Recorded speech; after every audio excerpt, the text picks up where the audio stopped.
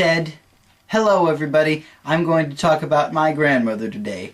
It's taking quite a long time to reflect on her life, what it stood for and what it meant, and the end result is actually really beautiful. My grandpa, Pops, first laid eyes on Mema in high school when she came into his classroom wearing beautiful Indian regalia. He knew from that moment that he wanted her, but when he approached her later, she said, "Oh no, I know who you are, and you will have nothing to do with me."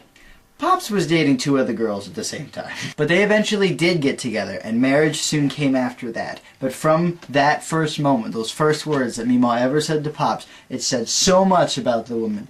She was stubborn, feisty, and knew what was best. That reflected in her parenting. She knew when kids needed to be disciplined, but she always knew when her husband took it too far. She was always there to calm Pops down, but at the same time, again, I say, she never let her kids get off easy. Then came the grandkids. Now some would say that she really mellowed out by the time the grandkids came along, but others would argue that the fight was very much still in her. She practically raised most of them, but she did teach them, no matter what happened, what was right, what was wrong, how to live, and how to live with each other. Mema herself was many things, but when I knew her, she was a mail lady. She was loyal to the Postal Service for over 2 decades, and she even received a kind of Medal of Honor for her services. But that's just another part of Mema's character. Mema was loyal. That really factored into her culture. She was 100% full-blooded Comanche Indian, and she was very proud of that, and she held on to that life steadfastly. She went to all the events. She danced all the dances. And when she couldn't do that, she made her grandkids do it. Speaking of grandkids, she taught them the language. She was a great fry bread cook.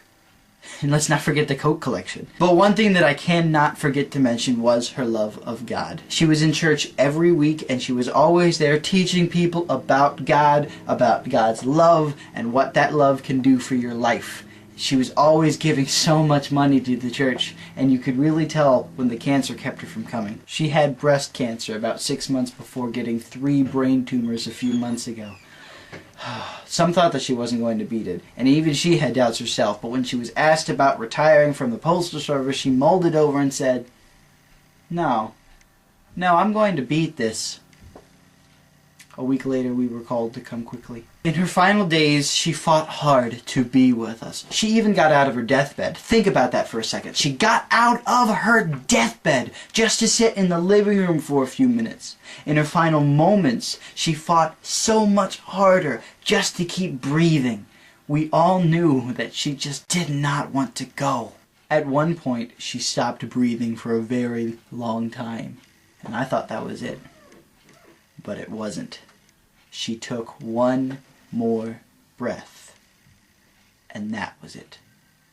Somehow, at that moment, that last breath felt like her victory, not her loss. And the optimism that Pops kept in those moments said so much about him. He tried to help us remember what she did and what she did for us. Something that I forgot to mention is that she loved to travel, and she took her grandkids everywhere. California, Alaska, Florida, Hawaii, Mount Rushmore, just to name a few places. It was then that I realized what Mema really did and what she stood for. Her life was one of a very special love. She affected everybody, not just her family, but all the people that she met. All of those lives would go on to be affected, changed for the better. And they would go on to affect and change everybody else's lives for the better. It would be a beautiful ripple effect. Mema changed the world for the better. And I couldn't be more grateful, more proud, and more happy. You.